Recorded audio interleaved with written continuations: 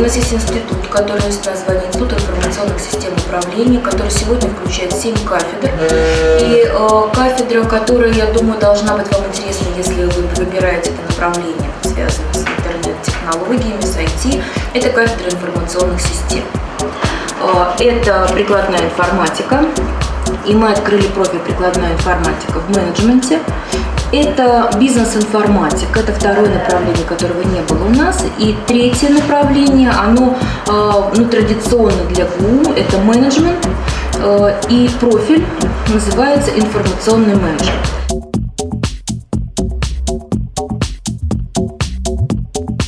Грамотные, хорошо обученные специалисты, они нужны, их довольно сложно найти. Наверное, слышали, в этом году, в начале года Google объявил, что в 2011 году наберет новых 6 тысяч сотрудников, а в ответ потенциальные претенденты только в январе прислали 75 тысяч резюме. То есть, соответственно, нужно что-то дополнительно знать, чтобы выделиться на фоне других соискателей, чтобы получить хорошую работу. И то, что тебе предлагает LMA, вполне дает такую возможность подскочить повыше, тебя заметили. Да, сейчас обсуждаем вопросы грантов для того, чтобы студентам было полегче, попроще. Обсуждаются вопросы всяких стажировок, практики в Гугле и так далее. То есть эти вопросы, они будут решены, то есть в рабочем порядке студенты РМ в итоге получат доступ к важной, полезной нужной информации. Примерно где-то год назад мы поняли, что офлайн больше не может жить без интернета, то есть у него нет шансов. И мы, соответственно, начали искать, где бы понять, как вообще с ним работать. Мы нашли РМ.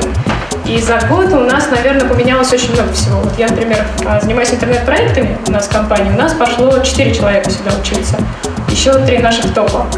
И, конечно, за год мы поменяли полностью наше представление о том, как работать с интернетом, как работать с рынком, в принципе, тоже. У нас даже поменялась частично наша бизнес-модель.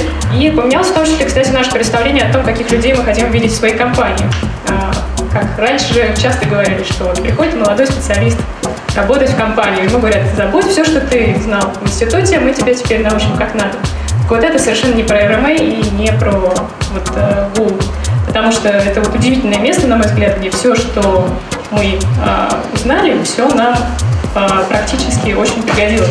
То есть мы все это используем. Сейчас цифровая эпоха, она не только потому, что цифровые каналы коммуникации, у нас там цифровое телевидение, цифровой интернет, там цифровое радио, черт что-то. Цифры становятся основным рабочим инструментом маркетолога. Знание глубокое статистических методов, умение за огромным набором различных количественных данных, полученных как традиционными методами, так и инструментальными, характерными для интернета, увидеть смысл, понять, что это значит, и главное, что надо делать.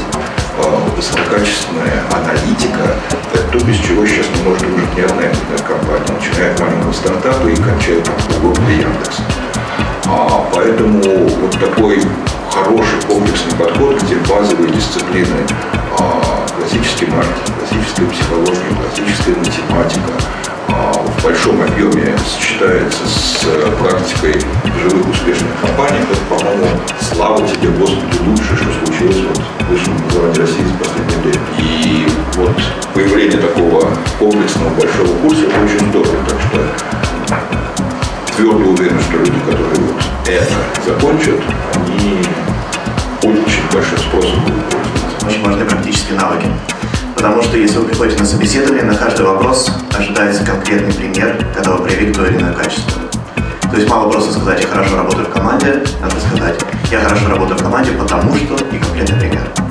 То есть вот эта направленность на практические занятия, на практические проекты, где вы можете себя проявить или что-то показать, наработать багаж для своего резюме и в будущем для ответа на собеседование, также очень важно и очень поможет в трудоустройстве и в Google, и наверняка в Яндексе, и в любую другую компанию, которая динамично развивается и ищет сотрудников, у которых есть практический опыт и навыки. Отличие РМАшников от всех остальных, это сообщество. То есть мы не просто не расстаемся со своими слушателями, со своими дипломниками, мы делаем так, чтобы люди ощущали себя частью довольно большой проектной команды. Мы вырабатываем последовательно командные навыки командной работы. И, допустим, все наши практические занятия строятся на том, что мы людей обучаем коммуницировать со своими сокурсниками, как с проектной группой. Что мы умеем создавать такие связи между людьми, которые становятся для них не просто полезными, но и по-настоящему вдохновляющими. Это важно. И мы этим действительно по-настоящему гордимся. Вот этого на самом деле нет нигде. Это есть только у нас. Я староста нашей группы, у нас очень дружная, хорошая группа. Это, правда. Мы выбирались летом там, на природу, у нас тесные связи, то есть ко многим, допустим, ходят на работу. То есть раньше они не работали, а потом они приглашают друг друга, хантить, там, сейчас так говорят. Несколько случаев в нашей группе, когда один человек приходит к другому на работу. Это раз. Потом, вот лично мне очень вся группа помогает. Давай, там, что-то посоветовать, какой-то брейнсторм построить по проекту, это всегда, пожалуйста. РМ — это самое открытое место, которое только может быть, по крайней мере, в моем опыте, в опыте нашей компании. То есть все возможные совместные проекты, которые мы можем придумать, РМ очень быстро отвлекаются, они очень динамичны, у них нет такого жесткого плана, как, не знаю, традиционных государственных вузов. То есть нам предложили, может быть, гранты, может быть, стажировки у нас студентов, какие-то, наоборот, программы, там, мы можем приходить что-то рассказывать.